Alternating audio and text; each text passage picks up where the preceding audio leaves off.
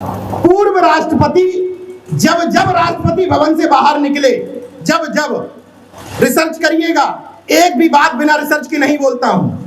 पूर्व राष्ट्रपति महोदय जब जब राष्ट्रपति भवन से बाहर निकले तब तब कहीं ना कहीं माथा टेकने और अपनी बेइज्जती करवाने जरूर गए। रिसर्च कर लीजिएगा इस बात को। जब जब उनको राष्ट्रपति भवन से निकाला गया तब तब कहा गया कि अपने समाज को गुलाम बनाने के लिए माथा टेकने जाओ। मौजूदा राष्ट्रपति महोदय को हमें गर्व है कि हमारे समाज की कोई महिला राष्ट्रपति बनी है, हमें भी गर्व है, लेकिन हमें शर्म है कि उस महिला के राष्ट्रपति बनने के बाद इन अनपढ़ जाहिल ब्राह्मणों की ये हिम्मत हो गई कि उसको शुद्धिकरण करे। मुझे शर्म है इस बात पे। जितना गर्व है उससे ज्यादा कहीं शर्म है कि उस महिला की डिग्निटी, उस महिला की काबिलियत ये है कि राष्ट्रपति उम्मीदवार घोषित करने के बाद वो नंदी के कान में मनोकामना मांगने जाए। मुझे शर्म है, मुझे शर्म है इस बात पर कि वो झाड़ू लगाने जाए राष्ट्रपति का उम्मीदवार बनने के बाद। उनका समाज विरोध क्यों नहीं करता है? राष्ट्रपति आदिवासी बना दिया। उनका समाज विरोध क्यों नहीं करता है? प्रधानमंत्री ओबीसी बना दिया। उनका समाज विरोध क्यों नहीं करता है? कैबिनेट मंत्री इतने बना दिए। इसलिए विरोध नहीं करता है कि जब उनके समाज का व्यक्ति आपके यहाँ आता है तो सतीश चंद्र मिश्रा बन जाता है, इसलिए नहीं करता है और पूरी पार्टी कैप्चर कर लेता है। जब उनके समाज का व्यक्ति आपके यहाँ आता है तो उदयवीर सिंह बनकर के अखिलेश यादव से पूरे टिकट वितरण करवाता है और फंटी का बंटाधार कर देता है। जब उनका व्यक्ति आपके यहाँ आता है तो हाथों में फरसा पकड़वा देता है और त्रिशूल पकड़वा देता है। लेकिन आपके व्यक्ति की हिम्मत है कि जाकर के उनके हाथ में संविधान की प्रस्तावना एक कार्यक्रम में करवा दे। एक में हिम्मत हमें मान लूंगा कि पिछले और दलित वर्ग का व्यक्ति है। जब उनका व्यक्ति आपकी तरफ आता है तो अपनी विचारधारा को लात मार करके आता है, और जब आपका व्यक्ति वहां जाता है तो उनकी विचारधारा के चरणों में सर रख करके उस तरफ जाता है। तो फिर तकलीफ कहां है भाई? हम अपनी परिभाषा नहीं बता रहे हैं, हम आपके हिसाब से ही परिभाषा बता रहे हैं कि फूलन देवी वीरांगना क्यों। और फूलन देवी जैसी वीरांगना अगर हमारे घरों में पैदा हो जाए तो जो नपुंसक किस्म के बलात्कारी है ना, उनकी हालत खराब हो जाएगी और जो बलात्कार का रेशियो है वो आधा कम हो जाएगा। अपने अपने घरों में सिर्फ फूलन देवी पैदा करो, अपने अपने घरों में सावित्री बाई फूले, उदा देवी पासी, रमाई, अवंती बाई लोधी, झलकारी बाई पैदा करो, समस्या नहीं रह जाएगी, खुद ही निपटा लेंगी ये सब। पूरा संवैधानिक शब्दों में बोल रहा हूं। मूर्ख, अनपढ़, जाहिल कथावाचकों को सुनने के लिए आपकी महिलाएं 10 बार, 20 बार, 25 बार जाती हैं और वो जो उनके दिमाग पर ठोक देता है उसको लेकर के आ जाती हैं। उसी तरीके से इस तरह से कार्यक्रमों में 5 बार, 10 बार, 15 बार, 20 बार लेकर के आओगे तो यहां से कुछ ना कुछ लेकर के जाएंगे कि शेर सिंह राणा खुलेआम सांड की तरह घूम रहा है। पता ही नहीं होगा कि फूलन देवी जी का हत्यारा लगातार बेल पर बाहर है और उसको एक जाति के लोग लगातार हिंदू हृदय सम्राट बनाते हुए उसका सम्मान कर रहे हैं, ये पता ही नहीं होगा। तो ये धन्यवाद कि आपने जिस बदलाव की बात होती है, देखिए सामाजिक जागरूकता के 2 तरीके हो सकते हैं। एक तरीका तो ये है कि मंच से सीधे सीधे आरएसएस, बीजेपी, मौजूदा सरकार को हर बात के लिए जिम्मेदार ठहरा दिया जाए। तो ऐसे भाषण सुनने में अच्छे लगते हैं, तालियां भी बहुत बजती हैं, क्योंकि आपके मन की वेदना को जब कोई कह देता है और सामने जिसको आप दुश्मन समझ रहे हैं उस पर सवाल उठा देता है तो बहुत अच्छा लगता है, लेकिन उससे बदलाव नहीं आता। तो मैं दूसरे तरफ की बात करता हूं। 2 तरीके हैं, या तो आप बीजेपी आरएसएस को गाली दे लीजिए मौजूदा वक्त में, और या खुद से सवाल पूछिए कि हम कितने बदले हैं, हम बदलाव के इस दौर में बदलाव के कितने साथ खड़े हैं। हमारे वो तथाकथित नकारे और कायर नेता इस बदलाव के वक्त में हमारे संघर्ष में कितना हमारे साथ खड़े हैं। तो अब आपको तय करना है कि आप क्या सुनना चाहते हैं, बीजेपी आरएसएस को गाली दूं और या उन बदलावों पे बात करूं जिन बदलावों पर चल करके हम लोग एक समाज तैयार कर सकते हैं। लक्ष्मण जी बड़े भाई हैं मेरे, बीमार थे, कल थोड़ा सा स्थिति डावाडोल थी, लेकिन फिर भी हम लोगों ने अनुरोध किया कि आयोजकों का बहुत मन है कि एक कॉम्बिनेशन वहां पहुंच जाए अयोध्या। तो दिल्ली से आए हमारे बीच में महेंद्र लोधी जी वो शख्सियत हैं जिन्होंने पहली बार मुझे, मैं अमूमन तारीफ करने के लिए नहीं जाना जाता हूं, उंगल करता हूं, लेकिन जहां अच्छा काम होता है वहां बताना जरूरी है। महेंद्र लोधी वो शख्सियत हैं जिन्होंने पहली बार एहसास कराया कि ओबीसी भी एक वर्ग है। उत्तर प्रदेश में ओबीसी के नाम पर तमाम सारे संगठन काम कर रहे हैं, मगर ओबीसी एक वर्ग है, ये महेंद्र लोधी जी और ओबीसी महासभा ने मध्य प्रदेश में बहुत अच्छी तरह से बताया है। जब वहां ओबीसी का प्रदर्शन होता है तो मतलब ओबीसी का ही होता है। तो ऐसे तमाम सारे लोगों को आपने जोड़ लिया, इसके लिए धन्यवाद है। आयोजकों को दो महत्वपूर्ण बातों के लिए धन्यवाद है कि आपने मंच पर कोई तस्वीर नहीं लगाई और किसी को पुजवाया नहीं हमारे हाथों, इसके लिए बहुत बहुत धन्यवाद है। आपने न दीपक जलवाया, न अगरबत्ती दिखवाई, न माला चढ़वाई, इसके लिए बहुत बहुत धन्यवाद है। और इसके लिए भी धन्यवाद है कि हम लोगों को भी सामान्य लोगों का भाई बने रहने दिया, माला नहीं लटकाई। अमूमन कार्यक्रम इसी तरीके से होने चाहिए, ना किसी तस्वीरों पर माला चढ़वाओ, ना हमारे ऊपर चढ़वाओ, हम अभी जिंदा हैं, मुर्दा नहीं है। इसलिए आयोजकों को इस बात के लिए धन्यवाद है। अब आता हूं मूल मुद्दे पर। चूंकि आज शहादत दिवस है वीरांगना फूलन देवी का, तो सवाल मन में यह भी है कि फूलन देवी वीरांगना क्यों थी। तमाम लोगों के जहन में ये सवाल होगा। मैंने जब जालौन जिले में एक कार्यक्रम आयोजित करवाया था फूलन देवी पर, तो चूंकि फूलन देवी वहीं की रहने वाली थी, तो भी वहां के लोगों ने मेरे ऊपर सवाल उठाया था कि फूलन देवी वीरांगना क्यों। तो भाई मैं तो उन लोगों से कहता हूं जो हमें कहते हैं कि भाई आप पूजा पाठ नहीं करते हैं, आप देवी देवताओं को नहीं मानते हैं, तो मैं उन्हीं लोगों से कहना चाहता हूं कि आपका कोई देवी या कोई देवता ऐसा है नहीं जो अस्त्र शस्त्र न लिए हो। कोई देवी देवता है जिसके हाथ में अस्त्र शस्त्र ना हो, चाहे वो 2 भुजाओं वाले हों, 8 भुजाओं वाले हों, 9 भुजाओं वाले हों, सबके हाथ में कोई ना कोई अस्त्र जरूर है।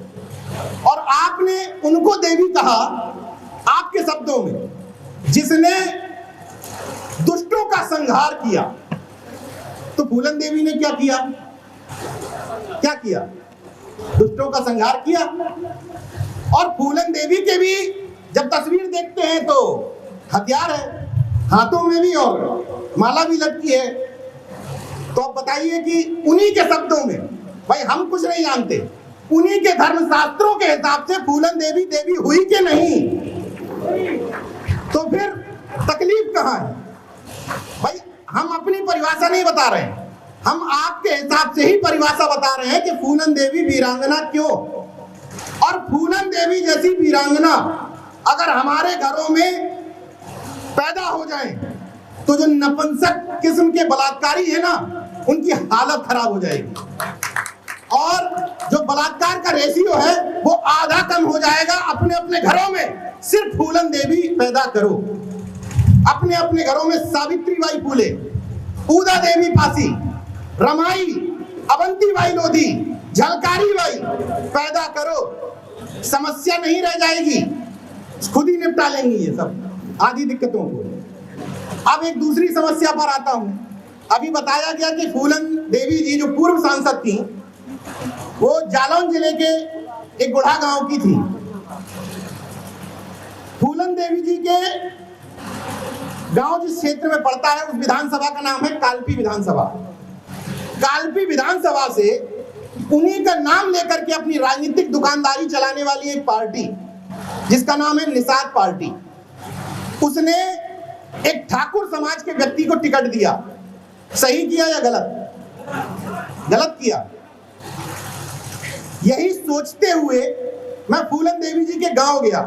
मैंने कहा वहां के गांव के लोगों से प्रतिक्रिया लेता हूं जरा कि इस गांव के लोग क्या सोचते हैं। जब उस गांव में घुसा तो जो लोग सड़क पे बैठे हुए थे उनसे मैंने पूछा, भैया आपके यहां से किसको टिकट हुआ है? अलग अलग पार्टियों से, तो अलग पार्टियों के नाम बताए। बोले भैया धरिया भरा भोजन, मतलब भोजन भरी थाली मतलब निषाद पार्टी का चुनाव चिन्ह है, हम उसको वोट देंगे। हमने किस समाज से हो? बोले केवट समाज से, निषाद समाज से। जिस फूलन देवी की लड़ाई जिस एक जाति से नहीं थी, जिस मानसिकता से थी, जिस मानसिकता के व्यक्ति को, हमारी लड़ाई किसी वर्ग या जाति से नहीं है। अगर ऐसा होता तो हम बीपी सिंह की जयंती ना मना रहे होते। हम बीपी सिंह की जयंती मनाते हैं जबकि ठाकुर वर्ग के थे। हम अर्जुन सिंह को मानते हैं बल्कि ठाकुर वर्ग से थे, मानते हैं ना। हम राहुल शंकरत्यायन को मानते हैं जबकि ब्राह्मण थे। हम उस हिमांशु कुमार के साथ खड़े हैं जिनको आदिवासियों की लड़ाई लड़ने के लिए 5 लाख का जुर्माना हुआ है, बल्कि ब्राह्मण में जन्म लिया है। इसका मतलब हमारी लड़ाई उस सामंतवादी और मनुवादी मानसिकता से है जो किसी भी जाति वर्ग के व्यक्ति के अंदर हो सकती है। तो जिस व्यक्ति को वहां से टिकट दिया गया वो उसी सामंती मानसिकता का था। फिर भी वहां के निषाद लोग केवल फूलन देवी जी का घर छोड़ करके, उनकी माता से भी मिला, उनके परिवार के अन्य लोगों से मिला, फूलन देवी जी के घर को छोड़ करके सब लोग निषाद पार्टी के समर्थन में खड़े थे। इसको सही मानते हैं या गलत? गलत। तो अब सवाल यह है कि ऐसा हुआ क्यों? बीजेपी आरएसएस को गाली देने से समय मिल जाए तो इस पे भी चर्चा कर ली जाए कि ऐसा हुआ क्यों। ऐसा हुआ इसलिए क्योंकि हम लोगों ने सत्ता परिवर्तन पर फोकस किया।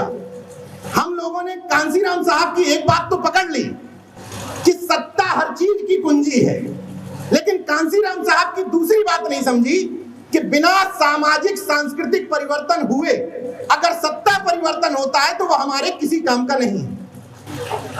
आपने ये लाइन नहीं पकड़ी। जब ये लाइन नहीं पकड़ी तो जिन लोगों को आप सत्ताओं में बैठालते रहे वो उसी मनुवाद और सामंतवाद की व्यवस्था के पोषक बने रहे। और उन लोगों ने जिस तरह का समाज डेवलप किया है, भाई डेवलप इसी तरह का समाज किया गया। मैंने वहां जब एक व्यक्ति से पूछा कि आपको पता है कि आपके समाज का ये टिकट कितने करोड़ों में बिका है, तो कंधे पर कुल्हाड़ी रखे हुए एक निषाद समाज के व्यक्ति ने बड़े गर्व से कहा 2 करोड़ में बिका है टिकट, 2 करोड़ में। उसके अंदर 2 करोड़ में टिकट बेचने की भावना गर्व के साथ थी। आप मूर्ख कह सकते हैं, लेकिन ये भावना पैदा किसने की? उस व्यक्ति के अंदर किसने पैदा की कि अपने जाति का नेता जो करे उसको सही मानो? किसने बताया उसको? उन लोगों ने जो पहले सत्ता में आए, उन लोगों ने समाज को यह सिखाया कि अपने जाति के व्यक्ति को मंच पे पैसों की माला से लाद दिया जाए तब भी उसको देवी समझो। किसने बताया? किसने बताया कि तुम्हारी जाति का व्यक्ति हाथ में फरसा लेके भी निकल जाए फिर भी उसको देवता मानो? किसने बताया? तो निषाद क्या गलत कर रहे हैं? तुमने अभी तक सिखाया ही यही है। और अभी निषाद छोड़िए, अभी प्रजापति भी यही करेंगे, अभी विश्वकर्मा भी यही करेंगे। क्यों? क्योंकि जो जातियां अपने आप को छत्रत्व के बोध तले दबाए हैं, कुर्मी और अहीर, इन्होंने किया ही यही है। इन्होंने समाज को दिया ही यही है, घनघोर जातिवाद। इन 2 जातियों की सबसे बड़ी जिम्मेदारी है कुर्मी और यादव की। क्यों? कुर्मी, यादव और मौर्य, इन 3 के पास ठीक ठाक दुकानें हैं, ठीक ठाक नेता भी ठीक हैं, विधायक भी ठीक हैं, मंत्री भी ठीक हैं, अधिकारी भी ठीक हैं। अब अगर किसी नाई समाज के व्यक्ति से मैं कहूं यार जातिवाद ना करो, अब नाई क्या जातिवाद करेगा? कहां से करेगा? ना विधायक है, ना सांसद है, ना मंत्री है, जातिवाद कहां से करेगा? तो जातिवाद पहले अपना छोड़ो। अगर कुर्मी, यादव, मौर्य और एससी में जाटव अगर किसी कुर्सी पर बैठे हो तो अपने वाल्मीकि समाज को, खटीक समाज को, विश्वकर्मा समाज को, नाई समाज को, मौर्य समाज को, चौरसिया समाज को नीचे से उठा करके गले लगाओ, तब तुम दूसरे से कह सकते हो कि अपनी जातिवाद से बाहर निकलो। केवल इस मंच से बहुत आसान था, मैं ठाकुर ब्राह्मण को गाली देता, सारे लोग ताली बजाते। उससे होगा क्या? अपने भीतर झांको कि तुम क्या कर रहे हो। फूलन देवी जी का शहादत दिवस मनाया जा रहा है। आयोजक महोदय, आपकी कमेटी में कितने लोग हैं? कितने लोग? 20 लोग। 20 लोगों में कितने लोगों की पत्नियां कार्यक्रम में आई हैं? कितने की आई? बीजेपी आरएसएस को गाली दे लो, बीजेपी आरएसएस बुरी है। बीजेपी आरएसएस ने रोका है क्या कि अपनी महिलाओं को कार्यक्रम में ना लेके आओ? किसने रोका है? एक समस्या हर मंच से, एक समस्या, हम तो सुधर गए, हमारी पत्नियां नहीं मान रही, बच्चे नहीं मान रहे। समस्या है तो समाधान खोजने दूसरे की अब्बा आएंगे कि खुद खोजोगे? तो समस्या अगर ये है कि पत्नियां नहीं मान रही, तो समाधान ये है कि कार्यक्रम में लेके आओ। जिस तरीके से उन मूर्ख, अनपढ़, जाहिल, पूरा संवैधानिक शब्दों में बोल रहा हूं, मूर्ख, अनपढ़, जाहिल कथावाचकों को सुनने के लिए आपकी महिलाएं 10 बार, 20 बार, 25 बार जाती हैं और वो जो उनके दिमाग पर ठोक देता है उसको लेकर के आ जाती हैं। उसी तरीके से इस तरह से कार्यक्रमों में 5 बार, 10 बार, 15 बार, 20 बार लेकर के आओगे तो यहां से कुछ ना कुछ लेकर के जाएंगे। मगर अफसोस, कार्यक्रम से निकलो, बीजेपी आरएसएस को गाली दो। इन महिलाओं को क्या मतलब है लेटरल एंट्री से? क्या ज्ञान दूं लेटरल एंट्री पर? इन महिलाओं को क्या समझाऊं कि निजीकरण से आपका आरक्षण छीना जा रहा है? आधे से ज्यादा लोग तो नौकरी में होंगे ही नहीं। जिनकी नौकरियों में लेटरल एंट्री और निजीकरण से खतरा है, उनको तो पता है कि कौन दुश्मन है। जिसको बताना है कि कौन दुश्मन है, उसके मन की बात ही नहीं हो रही है। तो अनुरोध ये है कि कम से कम फूलन देवी जी की शहादत मना रहे थे तो अपने घर की महिलाओं को ले आते, बच्चों को ले आते, तो सॉल्यूशन अपने आप मिल जाता। महिलाएं खुद अगली बार कहने लगती कि यार कार्यक्रम ठीक होता है, चलो अगली बार हम भी चलते हैं। कुछ तो बदलाव होगा। मगर तरीका वही है कि सामने वाले को गाली देनी है, खुद अपने ऊपर नहीं पूछना है कि हम कर क्या रहे हैं। तो मैं फिर से उसी बात पर घूम के आता हूं, फूलन देवी जी के गांव में। उस फूलन देवी जी के गांव में निषादों में अशिक्षा है। एक शिक्षा विभाग के अधिकारी ने मुझसे कहा कि नीरज भाई, आप जिस गांव में गए थे उस गांव में अशिक्षा बहुत है, इसलिए फूलन देवी जी से जुड़े हुए लोगों को यह पता ही नहीं होगा कि शेर सिंह राणा खुलेआम सांड की तरह घूम रहा है। पता ही नहीं होगा कि फूलन देवी जी का हत्यारा लगातार बेल पर बाहर है और उसको एक जाति के लोग लगातार हिंदू हृदय सम्राट बनाते हुए उसका सम्मान कर रहे हैं, ये पता ही नहीं होगा। तो मेरा अगला सवाल था कि अशिक्षा है किसकी वजह से? अशिक्षा है किसकी वजह से? बीजेपी की वजह से। कितने दिनों से बीजेपी है? मैं सिर्फ इन बातों से ये कहना चाह रहा हूं कि अपने इर्द गिर्द के लोगों से सवाल करो, खुद से सवाल करो कि हम इस बदलाव में कितने वाहक हैं। हैरत की बात देखिए कि अन्ना हजारे आंदोलन के समय में मैं हिंदुस्तान पेपर में काम करता था। मेरे अलावा तमाम सारे लोग अन्ना हजारे आंदोलन के समर्थन में थे, मैं विरोध में था। तो मेरे संपादक जी एक दिन बोले, नीरज भाई आप अन्ना आंदोलन के विरोध में क्यों हैं? तो मैंने कहा आप समर्थन में क्यों हैं? क्या है अन्ना आंदोलन में? तो बोले भ्रष्टाचार के विरोध में है। तो मैंने कहा कि आप कहते हैं कि मीडिया कहता है, खास तौर से दलाल, भांड, कॉर्पोरेट, दरबारी मीडिया कहता है कि पूरा देश अन्ना के समर्थन में है। उस समय कहा गया था यही बात। तो पूरा देश अगर अन्ना के समर्थन में था, मतलब भ्रष्टाचार के विरोध में था, तो फिर उस समय भ्रष्टाचार कर कौन रहा था? सवाल है कि अगर पूरा देश भ्रष्टाचार के विरोध में था तो भ्रष्टाचार कर कौन रहा था? वही सवाल मेरा आप लोगों से है कि हर मंच पे कहा जाता है पाखंड अंधविश्वास का विरोध करो, लाल धागा काट लो, कावड़ में ना जाओ। तो अंधविश्वास और पाखंड कर कौन रहा है जब सब विरोध में है? कोई दूसरे ग्रह से आ रहे हैं क्या करने लोग? अभी इतने ही लोगों से पूछना चाहता हूं कि इतने लोगों में कितने ऐसे घर हैं जिनके घर में कोई भी पाखंडी देवी देवता का चित्र नहीं है? हाथ उठाइए। एक भी नहीं है इतने लोगों के घर में, ना कभी कोई। अच्छा, महिलाओं से पूछना चाहता हूं कितने लोग हैं ऐसे जो करवा चौथ व्रत नहीं रहते हैं? अच्छा, है ही कितने, लेकिन फिर भी बहुत लोग हैं। तो आप लोगों से अनुरोध है कि अपने जैसी महिलाएं तैयार करिए और उन महिलाओं को कार्यक्रम में लेके आइए और बताइए कि हम इतने सालों से करवा चौथ नहीं रह रहे हैं, हमारे पति देव अभी भी जीवित हैं। हमारी पत्नी नहीं रहती लेकिन हम तो जीवित हैं। तो इन प्रैक्टिकल को अपने मन में नहीं समेटना है।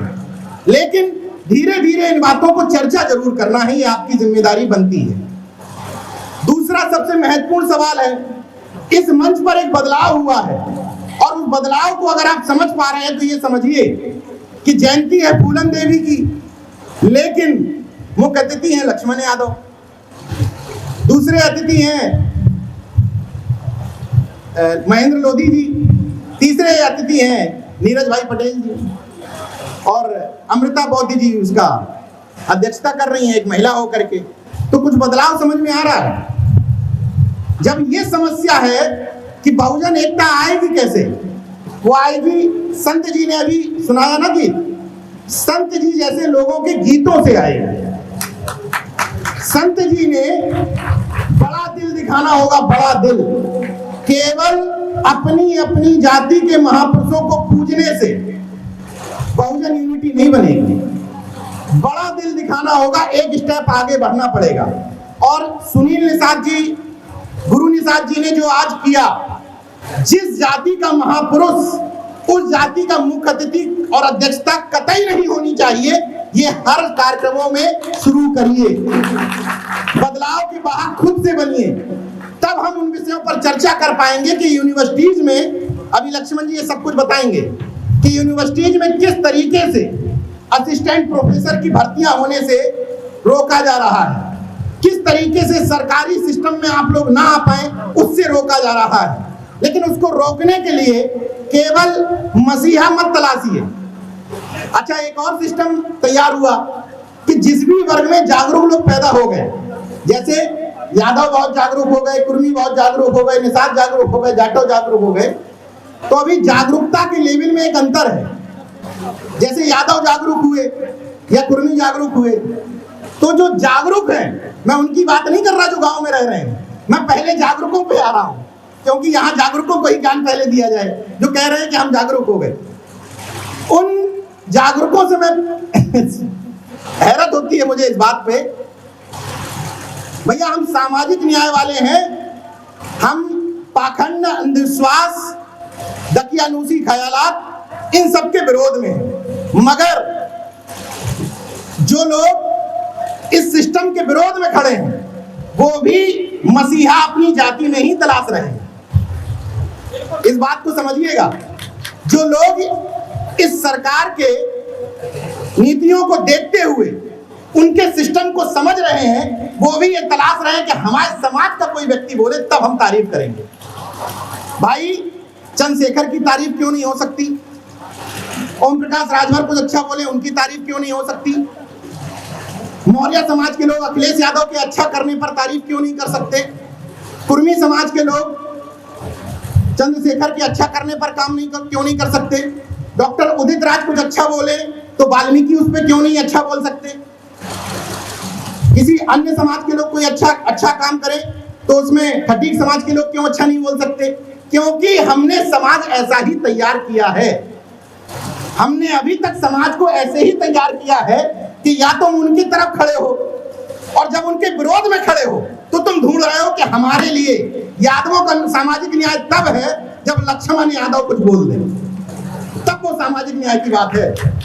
और कुर्मियों का सामाजिक न्याय तब है जब नीरज पटेल कुछ बोल दे। या हम लोग तो बहुत छोटी चीज है, अखिलेश यादव साल डेढ़ साल में कुछ भी बोल दे, भैया यार बोल दो, वही वीडियो हम लोगों को दिखाएंगे। एक बार बोल दो यार भैया, जातिवार जनगणना पे एक लाइन बोल दो, उसी से दुकानदारी चल जाएगी। अनुप्रिया पटेल जी से संसद में कुछ तो बोल दो, 2 साल में 3 साल में कुछ बोल दो, वही वीडियो दिखा के कहेंगे देखो बीजेपी के साथ इसलिए है। ये सामाजिक न्याय है।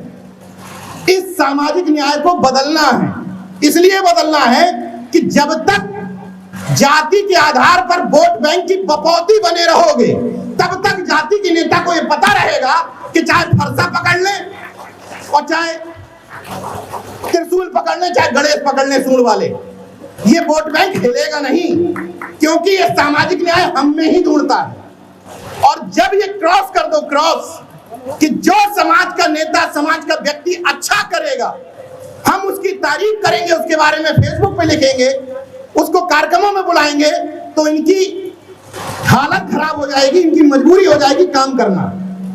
चंद्रशेखर आजाद ने ओम प्रकाश राजभर ने, डॉक्टर उदित राज जैसे लोगों ने, दिलीप मंडल जी जैसे लोगों ने खूब काम किया, लेकिन अखिलेश जी को पता है कि तुम बेटा जाओगे कहां। कितनी भी गाली दे लो, कितना भी कह लो कि ये ललई यादव को तो जानते ही नहीं है, ये तो श्री कृष्ण वाले हैं, ये तो परशुराम वाले हैं, कितना भी कह लो, एंड में आओगे यही।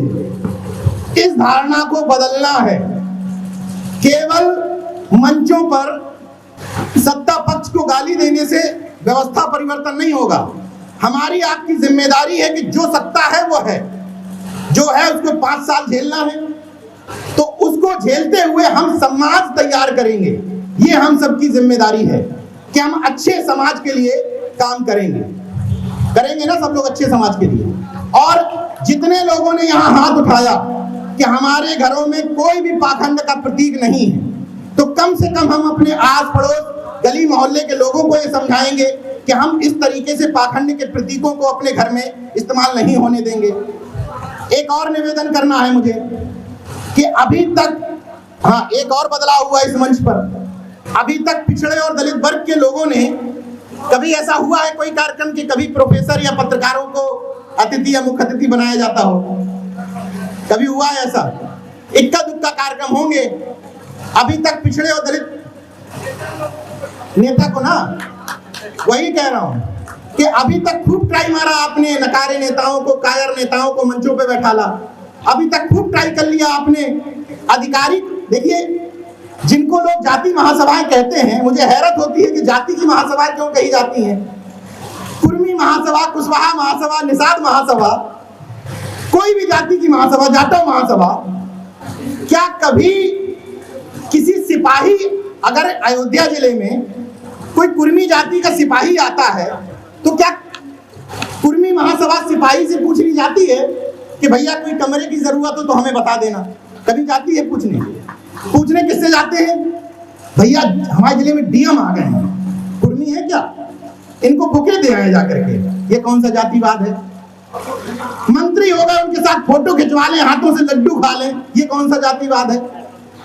जातिवाद करना है तो अपने ही समाज के कमजोर लोगों के घर में बस्ता पहुंचाओ, किताबें पहुंचाओ, फ्री में एडमिशन करवाओ, उन लोगों को स्कूल की राह दिखाओ, जिन लोगों के बच्चे पढ़ नहीं पा रहे हैं उनके लिए फीस की व्यवस्था करवाओ, ये जातिवाद है।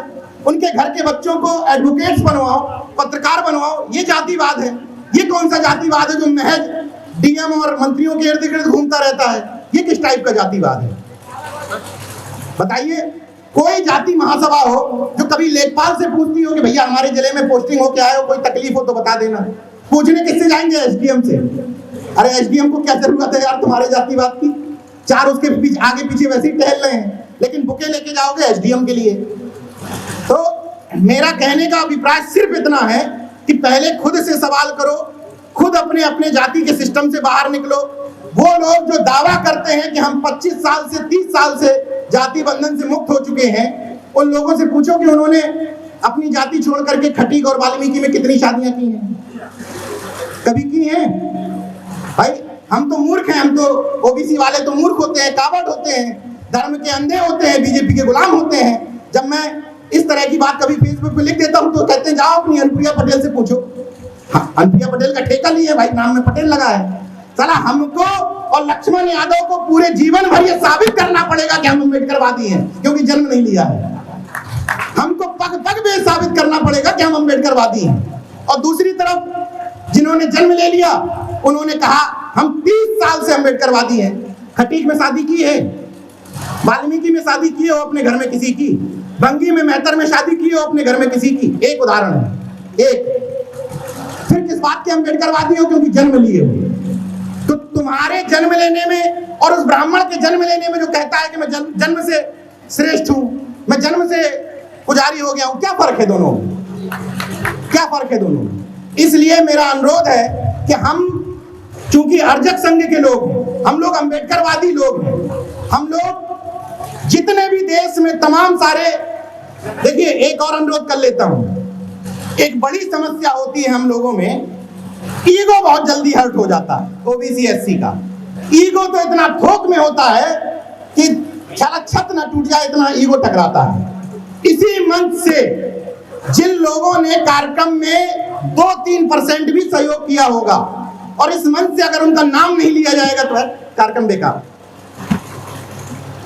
कार्यक्रम में कुछ था ही नहीं, वही लोग आ गए, आधी कुर्सियां खाली पड़ी नहीं, पीछे से कुछ हुआ ही नहीं कार्यक्रम में, और उसी व्यक्ति को मंच पे बुलवा दो। अरे शानदार कार्यक्रम, इससे बढ़िया कार्यक्रम तो आज तक फैजाबाद में कभी हुआ ही नहीं। इन छोटी छोटी बातों से उबर जाओ, इसलिए क्योंकि सामने जो है ना उसका इतना बड़ा दिल है, इतना बड़ा, और तुम्हारे लोगों का इतना सा दिल है, इतना सा। जब तक किसी को स्पेस नहीं दोगे, जब तक 10 लोगों के कार्यक्रम में 6 जातियों को शामिल नहीं करोगे, जब तक वैचारिक रिश्तेदारी नहीं बढ़ाओगे। वैचारिक रिश्तेदारी का मतलब समझ रहे हैं? वाल्मीकि भी मेरा रिश्तेदार हो सकता है, खटीक भी हो सकता है, पासी भी हो सकता है, ये वैचारिक रिश्तेदारी है। और जन्मजात रिश्तेदारी वो होती है जो आपको जन्म से मिली है, भले ही वो आपके विचारों का हो ना हो। तो इस वैचारिक रिश्तेदारी को आगे बढ़ाने की जिम्मेदारी हम सबकी ही बनती है। इसलिए मैं छोटी छोटी चीजों पर अनुरोध करना चाहता हूं, बिना बीजेपी और आरएसएस को गाली दिए हुए, कि हम लोग अगर अपने अपने ईगो को छोड़ दें और ये बात छोड़ दें कि फलाने बैनर में किसके संगठन का नाम डला है। एक अनुरोध करता हूं आपसे, कोई ऐसा गांव या कोई ऐसा आस पड़ोस नहीं होगा जिसके अगल बगल में आप लोगों का विरोध ना चलता हो। कंफर्म होगा किसी ना किसी से, होगा ही होगा। और ये भी तय है कि वो ओबीसी एससी का होगा, आपके जाति का भी होगा। तो अब ये समस्या, नीरज भाई आप ज्ञान तो बहुत देते हैं, आप बताओ हमारे गांव में कुर्मी मौर्या से लड़ रहा है, क्या कर लोगे आप समझाओ अपने कुर्मियों को आके। हम ठेका लिए हैं भाई, पटेल लगा है। हमारे गांव में कुर्मियों ने जाटो लोगों को मार दिया, अब क्या करोगे आप? इसके लिए एक अनुरोध कर लेता हूं कि ठेकेदारी तो किसी के पास नहीं है, ठेकेदारी तो आपको जिनने दे रखी है वो आपके वोटों से मंत्री बने बैठे हैं, पति पत्नी दोनों, और तमाम गुलाम देव टाइप के लोगों को बार बार कई सारे पद दिए जा रहे हैं। 12 साल के लड़कों के चरण भी धो रहे हैं, कुछ लोगों को स्टूल पे बैठा दिया जा रहा है, कुछ लोगों का घर गंगा जल से धुलवाया जा रहा है। ठेकेदारी तो उनको दे रखी है, हम लोगों को क्या दिया है? आज तक यहाँ बैठे लोगों में से बता दो कभी किसी से वोट या नोट मांगा हो? किसी ने दिया है वोट या नोट? तो ठेकेदारी हमारी कैसे हो गई? क्योंकि हम बोलते हैं। तो चलो ठीक है, हमने अपनी ठेकेदारी स्वीकार की। उसके लिए एक अनुरोध है कि गांव मोहल्ले पड़ोस और ऑफिस के अंदर सबके आपस में क्लैश होते हैं, सबके। उन झगड़ों को नहीं सुलझाया जा सकता, कोशिश करिए कि मनमुटाव कम हो। मगर जब वही व्यक्ति, ये बीजेपी आरएसएस से सीखा है मैंने, जब वही व्यक्ति आरक्षण के लिए, जातिवार जनगणना के लिए, निजीकरण के खिलाफ में, लेटरल एंट्री के विरोध में जब खड़ा हो तो चुपचाप उसके कार्यक्रम में जाके सपोर्ट कर दो। ये सीखा है मैंने। आपसी झगड़े कितने भी कर लो, जिन लोगों को आप गाली देते हो उनके आपस में कितने भी क्लैश हो, लेकिन जब उनको ये पता होता है कि मोहल्ले में हमें पिछड़े या दलित समाज के किसी व्यक्ति को दबाना है तो एक हो जाते हैं। हो जाते हैं कि नहीं? ऐसा नहीं है कि उनमें आपस में झगड़े नहीं है, उनमें भी हजारों संगठन हैं। मगर जब आपको नुकसान पहुंचाना होता है, अपने सवर्ण आरक्षण को लागू करवाना होता है, तब सब एक हो जाते हैं। वैसे ही आप खूब लड़ लो, पट्टीदारी का झगड़ा कर लो, 2 इंच 1 इंच की जमीन के लिए भी लड़ लो, लेकिन जब मुद्दों की बात हो तब एक हो जाओ, चुपके से समर्थन कर दो। मैं तो यहाँ तक कहता हूं कि अपने कानों से सुन लो कि फलाना व्यक्ति आपका विरोध कर रहा है, आपके लिए उल्टा सीधा बक रहा है। मैं अपने से बता रहा हूं, कई लोगों को मैं सुन चुका हूं कि यार नीरज भाई बहुत अकड़ में रहते हैं, अपने घमंड में रहते हैं, फिर भी अगर वो व्यक्ति जातिवार जनगणना पर कार्यक्रम करेगा तो अपना पैसा लगा के जाऊंगा उसके कार्यक्रम में। हमें बीजेपी आरएसएस से कुछ मत सीखो, बड़ा दिल करना सीख लो।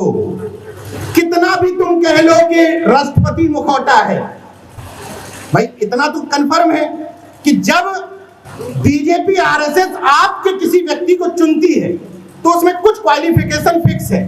जैसे उसको मूक बधिर होना चाहिए, अपने समाजों की समस्याओं पर मुंह खोलने वाला ना होना चाहिए, अपने भाषणों में बीच बीच में राम को ले आने वाला, महाभारत के पात्रों को ले आने वाला होना चाहिए, अपने भाषणों में बीच बीच में पौराणिक काल्पनिक चीजों का वर्णन करना चाहिए, दकियानुसी होना चाहिए, वैज्ञानिक अवैज्ञानिक सोच रखने वाला होना चाहिए, पाखंड पोंगापंथ को बढ़ावा देने वाला होना चाहिए समाज में।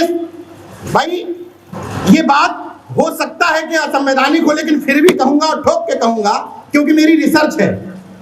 पूर्व राष्ट्रपति जब जब राष्ट्रपति भवन से बाहर निकले, जब जब रिसर्च करिएगा, एक भी बात बिना रिसर्च के नहीं बोलता हूं। पूर्व राष्ट्रपति महोदय जब जब राष्ट्रपति भवन से बाहर निकले तब तब कहीं ना कहीं माथा टेकने और अपनी बेइज्जती करवाने जरूर गए। रिसर्च कर लीजिएगा इस बात को। जब जब उनको राष्ट्रपति भवन से निकाला गया तब तब कहा गया कि अपने समाज को गुलाम बनाने के लिए माथा टेकने जाओ। मौजूदा राष्ट्रपति महोदय को हमें गर्व है कि हमारे समाज की कोई महिला राष्ट्रपति बनी है, हमें भी गर्व है, लेकिन हमें शर्म है कि उस महिला के राष्ट्रपति बनने के बाद इन अनपढ़ जाहिल ब्राह्मणों की ये हिम्मत हो गई कि उसको शुद्धिकरण करे। मुझे शर्म है इस बात पे। जितना गर्व है उससे ज्यादा कहीं शर्म है कि उस महिला की डिग्निटी, उस महिला की काबिलियत ये है कि राष्ट्रपति उम्मीदवार घोषित करने के बाद वो नंदी के कान में मनोकामना मांगने जाए। मुझे शर्म है, मुझे शर्म है इस बात पर कि वो झाड़ू लगाने जाए राष्ट्रपति का उम्मीदवार बनने के बाद। क्योंकि अंतर समझिए, बहुत सारे लोग मुझसे सवाल करते हैं, उसका जवाब दे देता हूं। बहुत सारे लोग कहते हैं कि बीजेपी में भी तो हमारे समाज के नेता हैं, उनका समाज विरोध क्यों नहीं करता है, राष्ट्रपति आदिवासी बना दिया। उनका समाज विरोध क्यों नहीं करता है, प्रधानमंत्री ओबीसी बना दिया। उनका समाज विरोध क्यों नहीं करता है, कैबिनेट मंत्री इतने बना दिए। इसलिए विरोध नहीं करता है कि जब उनके समाज का व्यक्ति आपके यहाँ आता है तो सतीश चंद्र मिश्रा बन जाता है, इसलिए नहीं करता है और पूरी पार्टी कैप्चर कर लेता है। जब उनके समाज का व्यक्ति आपके यहाँ आता है तो उदयवीर सिंह बनकर के अखिलेश यादव से पूरे टिकट वितरण करवाता है और फंटी का बंटाधार कर देता है। जब उनका व्यक्ति आपके यहाँ आता है तो हाथों में फरसा पकड़वा देता है और त्रिशूल पकड़वा देता है। लेकिन आपके व्यक्ति की हिम्मत है कि जाकर के उनके हाथ में संविधान की प्रस्तावना एक कार्यक्रम में करवा दे। एक में हिम्मत हमें मान लूंगा कि पिछले और दलित वर्ग का व्यक्ति है। जब उनका व्यक्ति आपकी तरफ आता है तो अपनी विचारधारा को लात मार करके आता है, और जब आपका व्यक्ति वहां जाता है तो उनकी विचारधारा के चरणों में सर रख करके उस तरफ जाता है। ये अंतर है, इस अंतर को समझिए। अभी बहुत सारे लोगों को सुनना है, ज्ञान गंगा तो ऐसी चलती रहेगी। अनुरोध सिर्फ इतना है कि जितना वक्त मनुवाद, सामंतवाद, ब्राह्मणवाद, बीजेपी, आरएसएस, योगी, मोदी को गाली देने में लगाते हो, उतना वक्त अपने भाइयों को जगाने में लगा दो। जितना वक्त इस बात में लगाते हो कुर्मी, मौर्य, लोधी, भाजपाई हो गए नीरज भैया, इनको समझाओ, इनको समझाओ। कुर्मी, मौर्य, लोधी, निषाद भाजपाई होते तो ये कार्यक्रम कौन करवा रहा हो? भाजपाई नहीं है। तुमने बड़ा दिल नहीं दिखाया, तुमने अपने भाई को नीचे से उठा करके गले नहीं लगाया, इसलिए वो उनके बहकावे में चले गए। जिनको तुम मुखौटा कहते हो, तुम्हारी भी तो सरकारें थी, तुम स्टूल वाला एक डिप्टी सीएम ही बना देते। आज जिसको तुम डिप्टी सीएम कह रहे हो कि स्टूल मंत्री है, तुमने स्टूल मंत्री भी तो तैयार नहीं किया। जिस द्रौपदी मुर्मू को आज हम आप बैठ करके यहाँ कह रहे हैं कि मुखौटा है, तो पहले कांग्रेस की सरकार थी, तुमने क्यों नहीं बना दिया? क्यों नहीं बना दिया? बिहार में जब मौका मिला लालू यादव जी को, क्यों नहीं बना दिया? ये बातें कह दो तो समाजद्रोही हूं, लेकिन मैं समाज को तैयार करने आया हूं, आपके मन की बातें, लोभावनी बातें करने नहीं आया हूं। मैं चाहता हूं कि अंदर से, भीतर से हमारा सब समाज तैयार हो। अर्जक संघ के कुछ लोग बैठे हैं, यहाँ बैठे हैं, सीबी पटेल जी वगैरह तमाम लोग बैठे हुए हैं, हंस रहे हैं, वो समझ रहे हैं कि आगे क्या बात करूंगा। पूछिए सीबी पटेल जी से। सार्वजनिक मंच पे ये बात नहीं कहनी चाहिए, लेकिन कह रहा हूं। सीबी पटेल जी ने ये बात इसलिए प्रूफ के साथ कह रहा हूं कि मैं जो बोल रहा हूं मैं वैसा ही जीवन जीता हूं। सीबी पटेल जी ने मुझे अर्जक संघ के कार्यक्रम में आयोजित किया, मैं कार्यक्रम में नहीं आया था। आया था लखनऊ के कार्यक्रम में आया था मैं, क्यों नहीं आया था बता दीजिए? मैं बता देता हूं, क्योंकि कार्यक्रम का आयोजन कुर्मी छत्री भवन में था और मैंने इनसे कहा कि मैं छत्री कुर्मी हूं ही नहीं, मैं शूद्र हूं। पूछिए, सामने बैठे हैं। सीबी पटेल जी ने प्रतापगढ़ में कार्यक्रम रखा, लक्ष्मण भैया और मुझे बुलाया। उस कार्यक्रम में तादाद से ज्यादा कुर्मी थे। मैंने पूछिए टोका था कि नहीं टोका था? मैंने कहा नहीं आऊंगा कार्यक्रम में, इसमें कुर्मी ज्यादा है। ये भावना पैदा करनी पड़ेगी। केवल दूसरे के जातिवाद पर सवाल उठाने से काम नहीं बनेगा। छत्रत्व पता क्या होता है? जो अपने ऊपर 2 मिनट बोल दूं, जो अपने ऊपर छत्रित्व लादे रहते हैं, कुर्मी छत्री, अहीर छत्री, मौर्य छत्री और निषाद भी जल पछाड़ छत्री, जल पछाड़ छत्री है भाई। और प्रजापति तो ब्राह्मण है और नाई ब्राह्मण है, शर्मा लिखते हैं। तो इन छत्रित्व धारण किए हुए लोगों से पूछना चाहता हूं कि अगर वर्ण व्यवस्था में ट्रांसफर लेने का सिस्टम है कि ट्रांसफर हम ले लेते हैं, मतलब कुर्मी से हम छत्री में चले जाएंगे, तो जब ट्रांसफर ले ही रहे हो तो डायरेक्ट छत्री क्यों नहीं बन जाते? दोयम दर्जे वाला क्यों अपना रहे हो? डायरेक्ट ब्राह्मण बन जाओ भाई, कुर्मी ब्राह्मण और सब लिखना शुरू कर दो। जब ट्रांसफर मिल ही रहा है तो डायरेक्ट ऊपर वाला ले लो। अब जो मैं कई मंचों पर कह चुका हूं, छत्रित्व पता क्या होता है? ये बात सही है कि यहां पर बैठी हुई कोई कौम ऐसी नहीं होगी जिस कौम के पूर्वज राजे महाराजा न रहे हो, कोई कौम ऐसी नहीं होगी।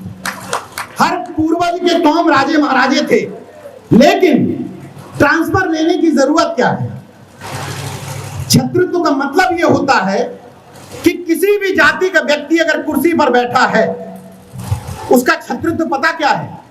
कुर्मी का छत्रित्व यह है कि अगर उसके सामने कोई सामंतवादी किसी प्रजापति को गाली दे रहा है तो कुर्मी सामने आकर के कहे, खबरदार जो प्रजापति को गाली दे दी, ये छत्रित्व है। अहीरों का छत्रित्व यह है कि तुम्हारे सामने अगर कोई विश्वकर्मा को मार रहा है, तुम सामने आ जाओ, तो ये छत्रित्व है।